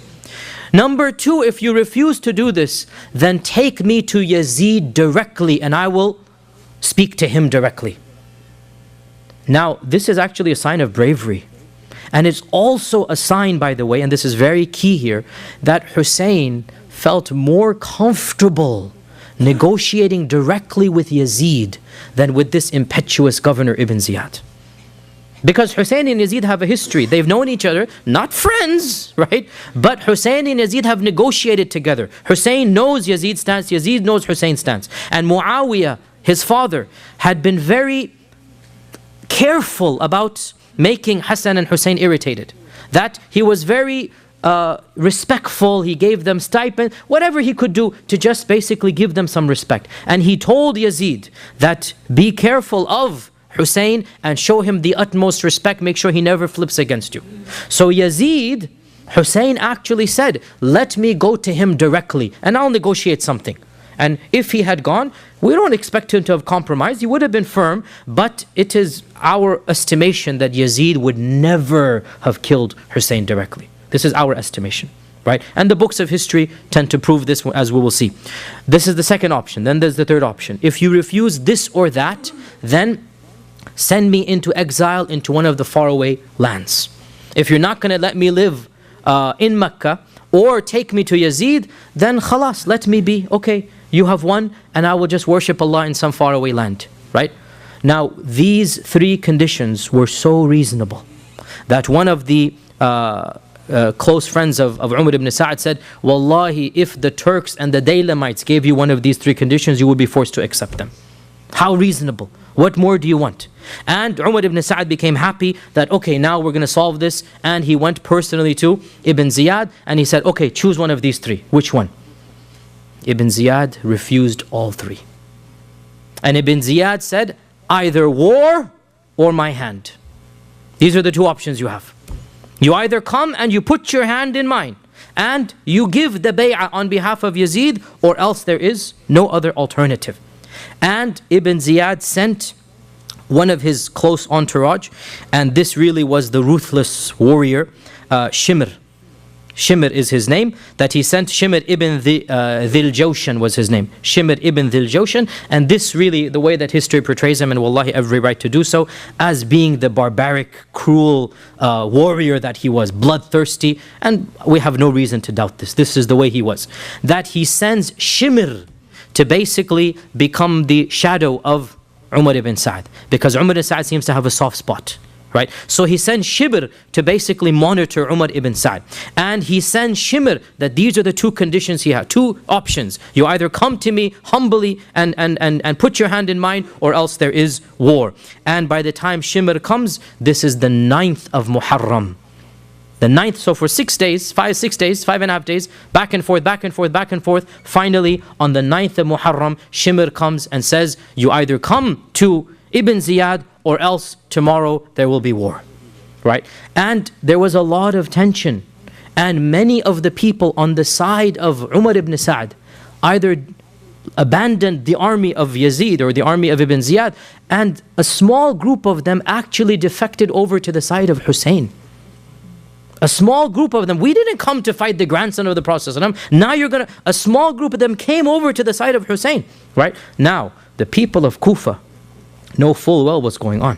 It's happening under their nose, literally under their nose. 6 days go by and not a single one of them comes forth to help the very person whom they have promised. It's literally happening there. And nobody comes to help Hussein ibn Ali.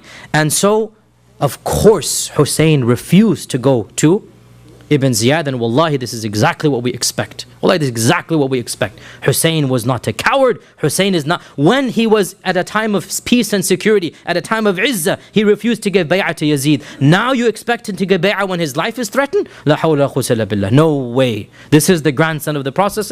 If you're going to kill him, you're going to kill him with dignity and karama. And there's no doubt that he chose the braver of the two options. Now that he's trapped, his back is to a wall, he's not going to go begging for his life in the hand of this young impetuous governor, and so he refuses.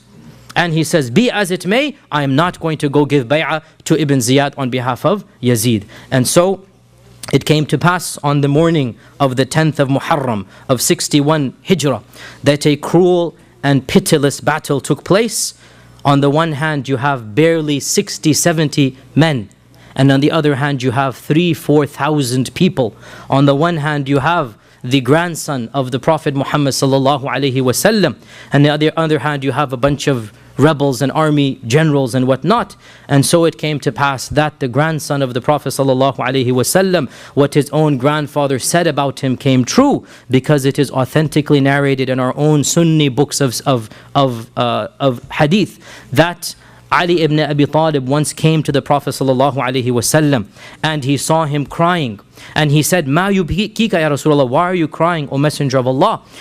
Tears are coming out of his eyes. Why are your tears coming out of your eyes? So he said, and this hadith is in Muslim Imam Ahmad and in Tabarani, it is authentic. He said, "Jibreel just came to me and he told me that my own ummah shall kill Hussein next to the Euphrates River. And he brought me some of that sand where he will be killed. And this is what has made me cry." And the narrator of the hadith said that, and we knew that that sand, we later knew that the sand was the sand of Karbala. And so the army zoomed in on the camp, the entourage, and there was no warriors or fighters here. These are just a small group of men, most of whom are Ahl al-Bayt. And Hussein in the beginning was protected by the Ahl al-Bayt, and they fought on his behalf, but one by one as they were killed, and Hussein is left standing. And in the very final act, Hussein kept on charging on. And who amongst them would dare come forth and raise a sword against the grandson of the Prophet sallallahu alaihi wasallam? And so everybody was just trying to avoid his own sword, Hussein's sword. Who's going to raise his hand?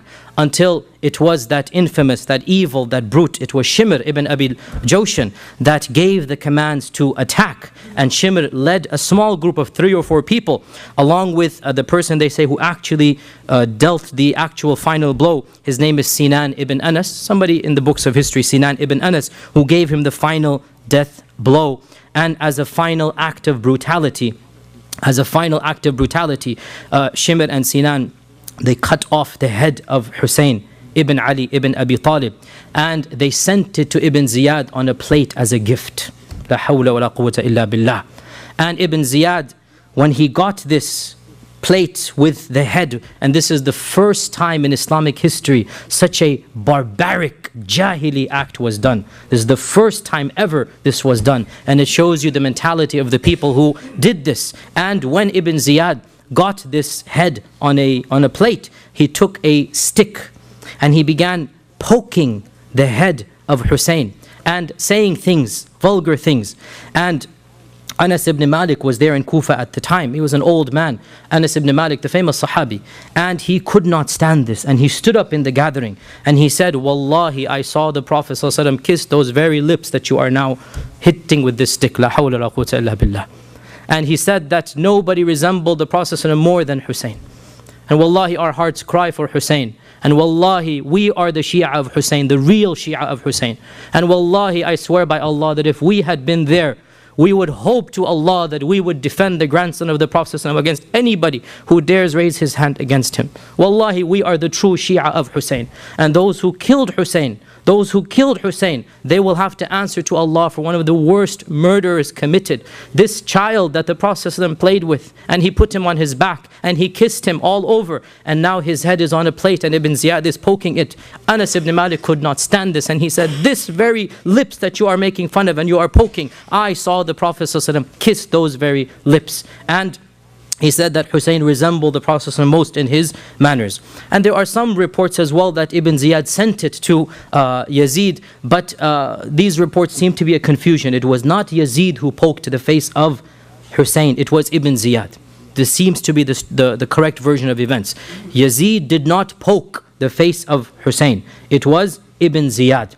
And in total, over 70 people were killed in the party of Hussein, 15 of them Ahl al-Bayt, and all of the women and children were protected, none of them were harmed. The only male survivor was the son of Hussein, Ali, known as Zain al-Abidin, Ali Zain al-Abidin. And the reason why he was saved from the massacre, he was sick with a very high fever, and he was in the tent of the women, and he was just tossing and turning in bed with that fever. And so when the massacre took place, he was actually in the tent of the women, so he was basically then spared. And so the progeny of Hussein to this day goes through Ali Zayn al-Abidin, and then matters went on from there. Analysis and brief comments before we conclude. What are some of the effects of this massacre? Many effects. Most importantly, 4 years after the death of Hussein, 65 Hijrah, the people of Kufa, who call themselves Shia to Ali, this is the origin of the term, Shia to Ali, we are the party of Ali. They kept on feeling guilty for what they had done. And in the 65th year of the Hijrah, on the 10th of Muharram, a group emerged from amongst them who called themselves the Tawwabun, we're sorry, the repenters.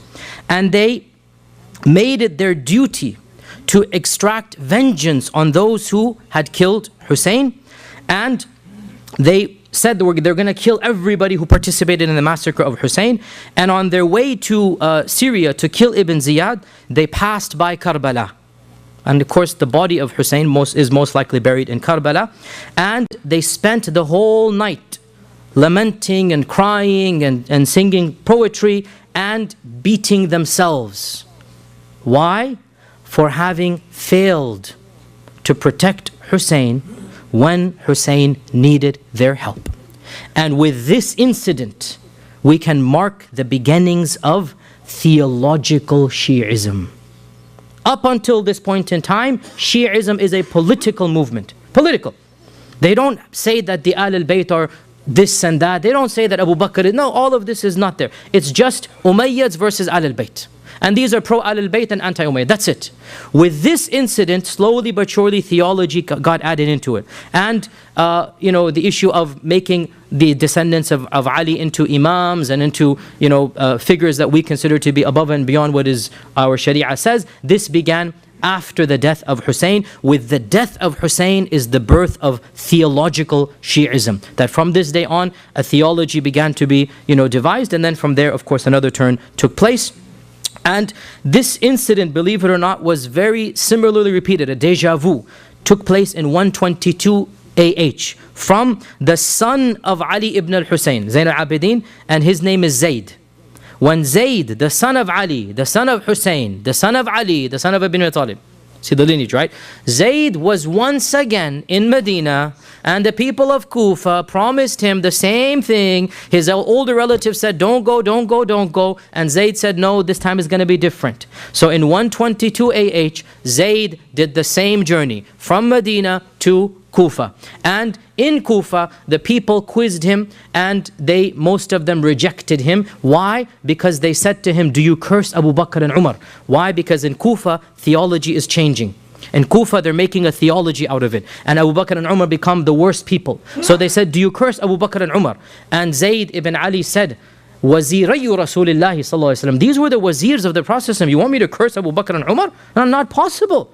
I am simply against the Umayyads, basically, right? And this shows us the real clash between theological Shi'ism and political Shi'ism. The Ahlul Bayt were Shia politically, not theologically. And the Shia of Kufa became Shia, what we call Shia. The irony of ironies, when Zayd came, they rejected their own Imam as being too Sunni, basically. They rejected their own Imam, that you don't curse Abu Bakr and Umar, how can we fight behind you? So they did not fight behind him, and the Umayyads came, sorry, the Abbasids this time, not the Umayyads, the Abbasids came, and the Abbasids massacred Zayd, and this was the beginning of what we call Zaydi Shi'ism.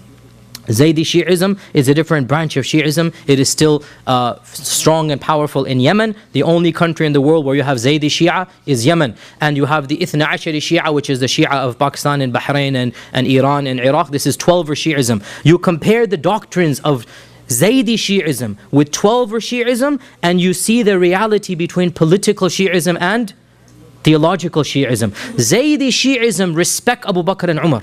Zaydi Shi'ism does not curse the Sahaba.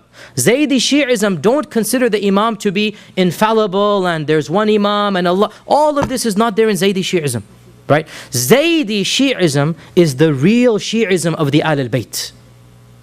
There's no theology that the 12 were Shi'as and went a whole different way. And that's the story beyond the scope of this. The final point, and it will take 5-10 minutes, the final point. Who is to blame? Who is to blame for the massacre of Hussein? The Sahaba that were alive at the time, they knew exactly who to blame. The companions squarely placed the blame on the people of Kufa. The number one culprits were the very people who claimed to be the partisans of Ali. And it is authentically narrated in the books of hadith, not even the books of history. Muslim, Imam Ahmad, Tirmidhi, we have these in the books of hadith, that when Salama, who is Salama? The wife of the Prophet ﷺ, when she heard of the death of Hussein and the martyrdom of Hussein, she said, may Allah's la'na be upon the people of Iraq. They were the ones who murdered him. قَتَلُوهُ قَاتَلَهُمُ اللَّهُ. They killed him. May Allah subhanahu wa ta'ala curse them. They seduced him. They promised him. And then they abandoned him right at the very end.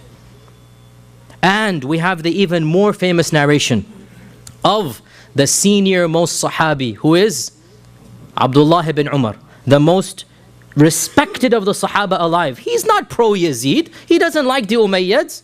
He doesn't like the politics going on. And the famous, this hadith is in Bukhari. This hadith is in Bukhari and Muslim. What is it? When a group of Hujjaj came to Mecca, right? And Ibn Umar was there. And they said, oh, this is Umar, let's ask him a question. So one of them comes and he says, oh, Ibn Umar, if I swat a mosquito and the blood comes, is my ihram broken? Now, remember in ihram, you're not supposed to hunt, right? So, and of course, I mean, Sunni fiqh, I don't know any fiqh. Mosquitoes are not hunting. You don't hunt mosquitoes, right? So you can swat a flying mosquito. So if I swat a mosquito, do I have to pay dam fidya for this blood? And he was shocked. He goes, where are you from? He said, from Kufa, from Iraq. He said, wa ajaban. Amazing are you people. Amazing are you people. You kill the grandson of the Messenger of Allah sallallahu alaihi wasallam. You murder him.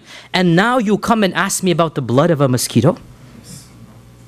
Now who is he blaming? The people of Kufa. And wallahi, this is crystal clear. And we have to say this no matter how painful or awkward it is. This is the truth. And that is why this group beats themselves to this day. This is the truth that nobody can deny. And the Sahaba that were alive, none of them is pro-Yazid. Wallahi, it's impossible for a believer to be pro-Yazid. But being anti-Yazid doesn't necessarily mean we agree with everything that happened there. No, not at all. We say that the people who promised Hussein should have been the ones that lived up to the promise. Where were they when Ibn Aqil is thrown? Where were they when Hussein is camped outside their city for 6 solid days? Where were they? Instead of cursing everybody else in the world, even those who were born before Hussein, wallahi, they need to look at their own selves. Wallahi, this is the truth. They need to look at what they themselves have done. And their betrayal and their cowardice and the fact that they were bribed so easily from what they promised him. So the number one culprit, according to our own sources and their own sources, that's why they beat themselves on that day and they continue to do so. The number one culprits are those who seduced, those who promised, those who swore the most solemn oaths, and then they disappeared bayna ashiyatin wa duhaha, between the morning and an afternoon. They all disappeared from Ibn Aqil, and not one of them showed up when Hussein is camped outside. These are the people, instead of cursing those who were born before Hussein, wallahi, they need to look at themselves and what they have done. That's number one. Okay, they're cowards. They're traitors who betrayed Hussein. Okay, but they didn't pull the trigger, as we say. They didn't fight with the sword. So who then is the one who's guilty of the blood? They're guilty of cowardice and betrayal. And wallahi, that's the biggest guilt. Because if they had stood up, Karbala would not have happened. If the people of Kufa had stood up, they would have protected Hussein. They would have had to negotiate. Something would have been done. So that's the number one culprit. Number two, who is the mastermind? Clearly the mastermind is Ubaydullah ibn Ziyad. Ibn Ziyad is the main culprit, the governor, this impetuous, arrogant young man that was placed to be the governor. And Ibn Ziyad, we give him the lion's share of the blame.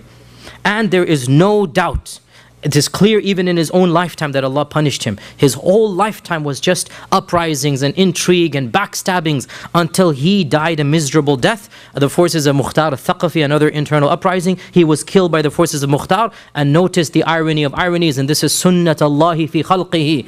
His own head was decapitated, and his head was brought in front of the people of Mukhtar on a plate.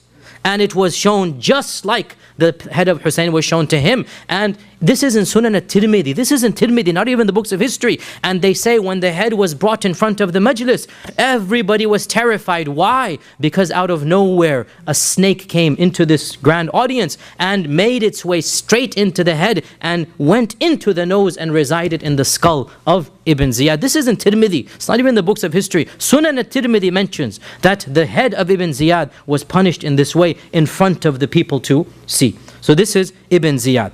Ibn Ziyad is the brains, but he didn't actually come to the battle. Ibn Ziyad is the brains and he has the lion's share. And if he wasn't so stubborn, then might have taken another turn. Who gets the lion's share of the physical blame? No doubt the leader of the army, Umar ibn Sa'd. We accuse him of being a coward to Ibn Ziyad. From the books, it seems he was very reluctant. He tried his best to get out, but when push came to shove, he didn't get in the way. And when Umar ibn Sa'd was a little bit too cowardice, as we said, Ibn Ziyad sent Shimr. So Umar ibn Sa'd, we don't say he's innocent.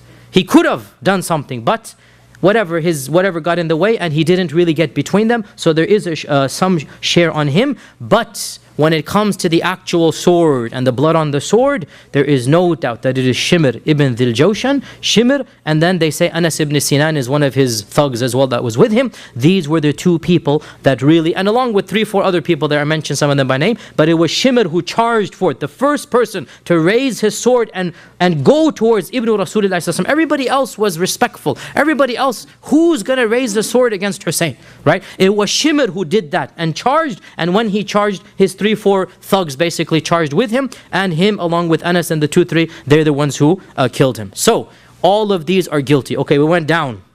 We need to now go up. And with this we conclude. We need to go up. We went down. Ubaydullah ibn Ziyad and Umar. And how about up? Who's the one? Where does the buck stop? Yazid. Yazid ibn Abi Sufyan. What is our position about Yazid ibn Abi Sufyan? There's a whole spectrum of opinion. Yazid ibn Muawiyah, Yazid ibn Muawiyah ibn Abi Sufyan. There's a whole spectrum of opinion within Sunni Islam. And there's not one unanimous consensus within Sunni Islam. You have those within Sunni Islam who curse him by name and call him a kafir. And they say he is the worst person to ever have existed. And let us also be honest here, and it really saddens me to say this, but we also have the opposite extreme. We have those to this day, they make every excuse for Yazid. And they make him out to be a righteous man who circumstances were beyond his control. And they try to exonerate him from every single crime that he is accused of. And wallahi, this is bordering on the fitna called Nasibism. This is beyond the scope of this class, but this is ridiculous. You're going to say Yazid was innocent? The buck stops there. Yazid was in charge. Yazid was the boss. Yazid sent Ibn Ziyad. We cannot overlook this fact. Now, therefore, in my humble opinion, and this is the position of Ibn Hajar and Al-Dhahabi and Ibn Kathir and Ibn Taymiyyah, this is the standard moderate Sunni position. This is what I believe as well. I believe, it's up to you to take your own position, and I'm following here Ibn Hajar and the majority of scholars, that Yazid takes a share of the blame, but he did not intend for Hussein to be killed. He sent the ruthless guy to be ruthless with anything less than actual murder. He didn't desire, he didn't tell Ibn Ziyad to kill Hussein. But here's the flip side now. We're not exonerating him. When the death of Hussein came to him, he did not punish a single person for that. And had he really been that sorry and that angry, he would have made an example of Ibn Ziyad and Shimr and Sina. He would have done something. But he didn't lift a finger. And the fact of the matter, therefore, is that there is no doubt that Yazid takes a good share of the blame. And this is really what the majority of Sunni scholars said as well, that it is narrated in our books that when the news of Hussein's death reached Yazid, he said, I did not command you to kill him. I would have been content with the allegiance of Kufa and you could have left Hussein alone. You didn't have to force him into this, either this or that. As long as the Kufan people were not with him, that's all that I wanted, basically, right? And historically this makes sense. Hussein was surrounded by Ibn Ziyad on the 3rd of Muharram, and he was killed on the 10th of Muharram, 7 days. It is impossible to get a message to Yazid and back from Kufa to Damascus. What is to be done? Impossible. There is no way Yazid could have known the details. There's no way Yazid could have had an input in what happened. But when he found out what happened, neither did he do anything. Ibn Taymiyyah says, Yazid did not order the killing of Hussein, nor did he show happiness on this. Even though he showed sadness, still he did not support Hussein, nor did he exact any revenge or punishments on those who killed Hussein. And this is historically true. That he said shouldn't have happened, I'm sorry. He said it, I'm sorry. He expressed regret.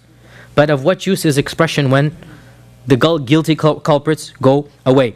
And therefore, Imam Ahmad was asked about Yazid. His son asked him, Abdullah. His son said, Oh Abati, oh my dear father, are we supposed to love Yazid? Is it a part of our theology to love Yazid? Listen to Imam Ahmad's response. And does anybody with Iman love Yazid? This is Imam Ahmad ibn Hanbal. Does anybody with Iman love Yazid? So then his son flipped the question. He said, so should we curse him? So Imam Ahmad said, have you ever heard your father curse anybody by name? And so the message was clear. We don't love Yazid. But another person asked him, should we curse Yazid? And he said, it is not sunnah to curse people by name. We curse generically. We should say, Ala la'natullahi ala al-zalimin. So he said, he didn't defend Yazid. He said, curse generically.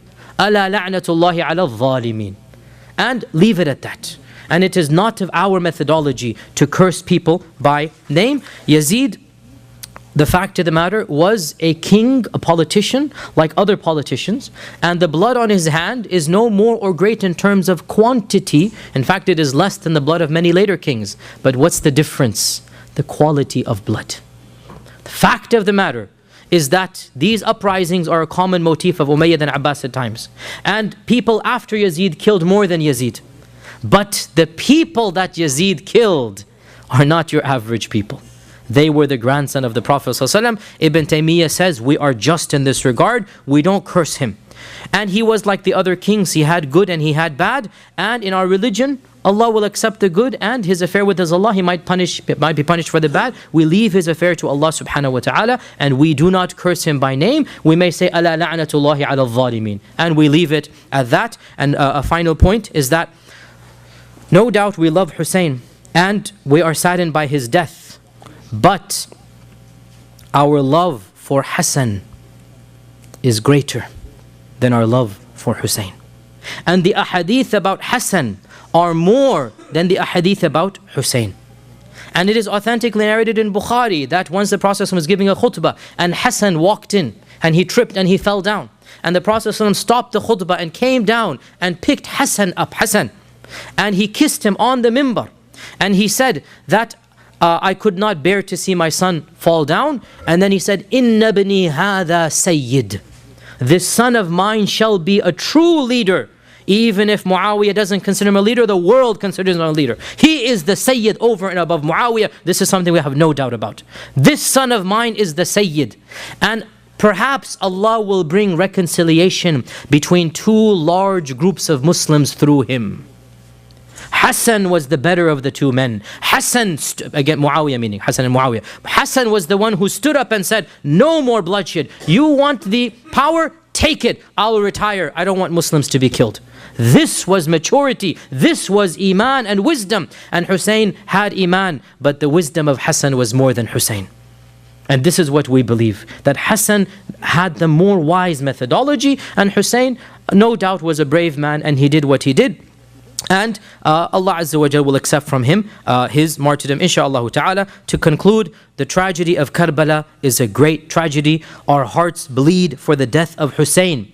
But the tragedy of Karbala is a historical tragedy, not a theological one. The fact of the matter is that the murder and assassination of Uthman ibn Affan caused more harms to the ummah, and more doors of fitna were opened up than the murder and assassination of Hussein ibn Ali. And our love for the Ahl al-Bayt does not cause us to go to the two extremes. We are between the two extremes. We love them for the love of Allah subhanahu wa ta'ala, and we are angry at all those who oppose them. And we say to those who abandon him at the very last hour, you are the primary culprits in the death of Hussein. Don't curse Abu Bakr, don't curse Umar, don't curse Uthman. You were the people who abandoned the very person whom you promised to help. You have the lion's share of the blame, and therefore this is something that we clearly and firmly believe. And I conclude by saying that we are the true followers of Ahl al-Bayt. We are the true lovers of Ahl al-Bayt.